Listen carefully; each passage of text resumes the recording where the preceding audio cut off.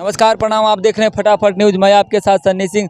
आज हम आपको दिखाने वाले आज यहाँ पे चिराग पासवान जी का आगमन हो रहा है। देखिए, हम आपको लाइव तस्वीर दिखाने का प्रयास करेंगे किस प्रकार से चिराग पासवान जी चिराग जी नमस्कार। भाई नमस्कार, बट अभी बाइट बिल्कुल नहीं हो पाएगी। एक सेकंड भैया, एक सेकंड। यहाँ पे देख सकते थे कि चिराग जी हमारे साथ थे और यहाँ पे देखिए पुलिस फोर्स प्रशासन के साथ आज वो निकल रहे हैं। उनसे मैं बात करने का प्रयास किया, लेकिन आज उनका कहीं एक अचानक कार्यक्रम था, उनसे मैं बात नहीं कर पाया। लेकिन उनका जो इंटरव्यू वीडियो है मैं अपने न्यूज़ के माध्यम से आपको दिखा। बोलिए सर। 2024 में नीतीश कुमार कह रहा है कि नरेंद्र मोदी को प्रधानमंत्री नहीं बनने देंगे और विपक्ष को एकजुट कर कब्जा करेंगे, इस पर क्या कहेंगे? जो खुद प्रदेश के मुख्यमंत्री नहीं बन पाए वो प्रधानमंत्री बनने और बनाने की बात करते हैं तो ये हास्यास्पद लगता है। मुख्यमंत्री क्यों नहीं बन पाए ये बात मैं इसलिए कह रहा हूँ क्योंकि 2020 में बिहार की जनता ने किसी को भी चुना हो, पर उन्होंने मौजूदा मुख्यमंत्री नीतीश कुमार जी को मुख्यमंत्री के लिए नहीं चुना।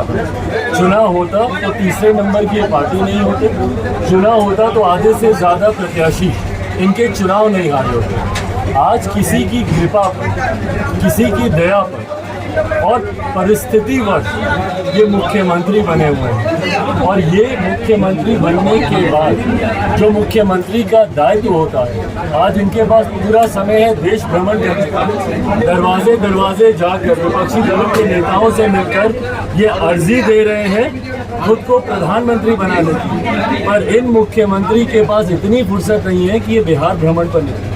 इनके पास इतनी फुर्सत नहीं है कि ये बिहार के गांव में जाकर उन पीड़ित परिवारों से मिले जहां पर आए दिन हत्याएं हो रही हैं, या जहरीली शराब पीने से मौतें हो रही हैं, या जहां पर अपहरण, बलात्कार और डकैती हो रही है। उनसे मिलने का इनके पास समय नहीं है, पर दरवाजे दरवाजे जाकर अपने आप को प्रधानमंत्री बनाने की अर्जी लगाने की इनके पास फुर्सत है। बहरहाल, जिस विपक्षी एकता की ये बात कर रहे हैं, विपक्षी एकता भाई एक भ्रम मात्र है। 2014 में भी विपक्ष ने एकजुट होने का प्रयास किया, 19 में भी किया और अब 24 में पुनः ये प्रयास किया जा रहा है। 12 तारीख को जब विपक्षी दलों की बैठक मुख्यमंत्री नीतीश कुमार जी बिहार में बुलाने की बात करते हैं, तो उस 12 तारीख को एक मंच पर एक साथ कम से कम 12 प्रधानमंत्री पद के दावेदार भी आपको दिखाई देंगे, अगर सब आ गए तो। ये 12 ऐसे नेता हैं जिनकी व्यक्तिगत महत्वाकांक्षाएं इतनी ज़्यादा है, जिसकी वजह से ये कुनबा कभी एक हो ही नहीं सकता। ये ऐसा भानुमति का कुनबा है विपक्षी एकता, जो बनने से पहले ही धराशायी हो जाता है। सवाल है, बाबा बागेश्वर को कैसे थे? बिहार आए थे और बिहार आने के बाद इन्हें राजनीतिक दल है जो पूरी तरह जो है सियासी पारा गर्म हुआ था। अब कैसे देखते, क्या बीजेपी को फायदा होगा बाबा बागेश्वर को ध्यान में? भाई, धार्मिक धर्म गुरुओं से फायदा नुकसान की अपेक्षा रखना ही अपने में एक बहुत बड़ी गलत सोच है। धर्म गुरुओं का काम है, वो आएंगे अपने धर्म का प्रचार करेंगे और उनके अनुसार उनको जो सही लगता है उन बातों को रखेंगे। तभी मैंने उस वक्त इस बात का भी विरोध किया था कि जब बाबा आ रहे हो, कुछ लोगों ने उनके आने का विरोध किया था, तब भी मैंने कहा था कि राजनीतिक दलों को इसमें पढ़ने की जरूरत ही नहीं है। क्यों भैया, राज्य सरकार के पास इतना समय है कि वो बाबा के आने का विरोध करेंगे, पर उनके पास इतना समय नहीं है कि सीटेड बीटेड के अभ्यर्थियों की चिंता कर ले। या बिहार में बढ़ रही बेरोजगारी पे बात करें, या बिहार में बढ़ रहे अपराध पे बात करें, या बिहार में बढ़ रहे भ्रष्टाचार पे बात करें। पूरा ध्यान केंद्रित इन लोगों का था बाबा के आने पर और उनके क्या कहने पर।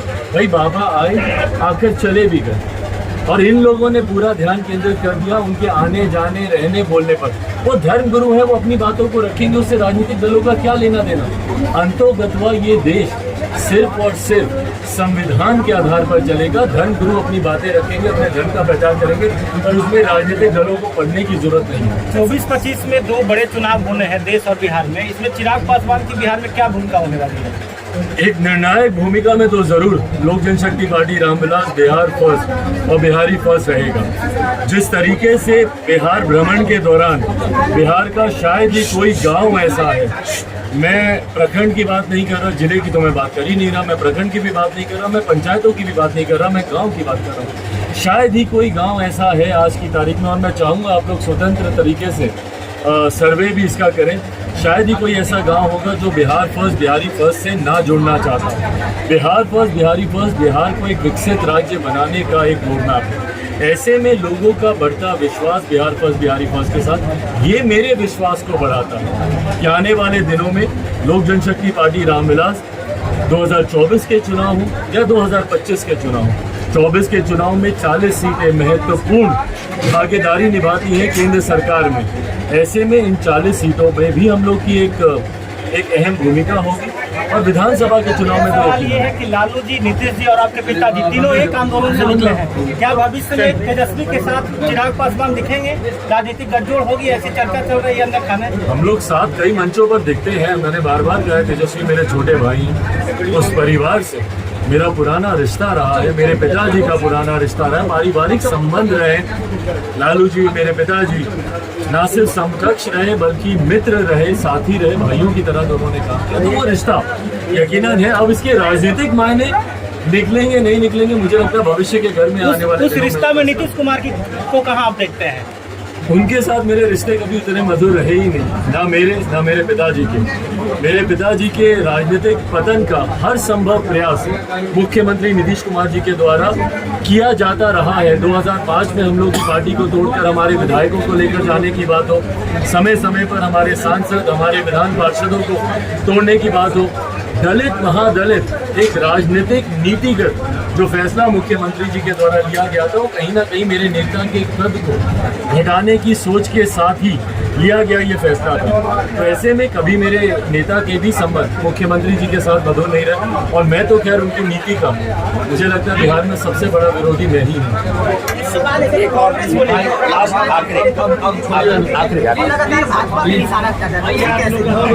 भाई देखिए, वो अपनी बातों को रख रहे, अपने दल के वो नेता हैं, स्वाभाविक है विपक्ष की भूमिका में है वो, और इन बातों को वो रखेंगे, उसमें कहीं किसी को कोई संदेह नहीं है। केंद्र सरकार की नीतियों का विरोध करना है, किसी भी सरकार की नीति का विरोध करना जहाँ पे गलत आपको लगता है, ये विपक्ष की जिम्मेदारी होती है, विपक्ष का कार्य होता है। पर हाँ, अंतर्राष्ट्रीय मंचों पर जरूर इन बातों का ध्यान रखना चाहिए।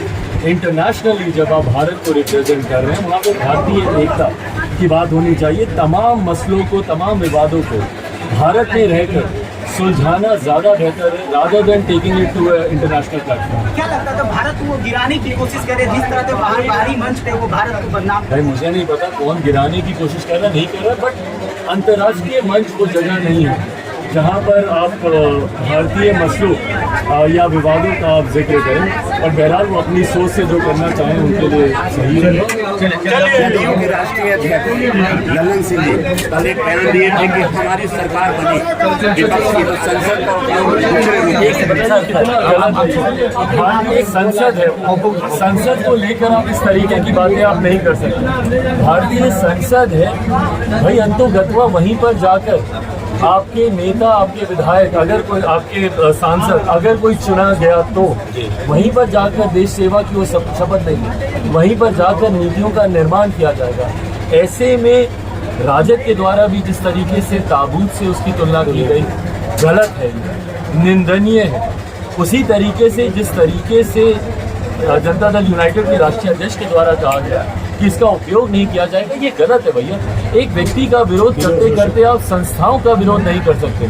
और भारत की सबसे बड़ी संवैधानिक संस्था है भारत की संसद, वहाँ पर लोकतंत्र का मंदिर हम लोग उसे कहते हैं। जनहित से जुड़े हुए विषयों पर चर्चा वहाँ पर होती है, नीति बनाई जाती है, उसको लेकर इस तरीके की ओछी राजनीति करना उचित नहीं।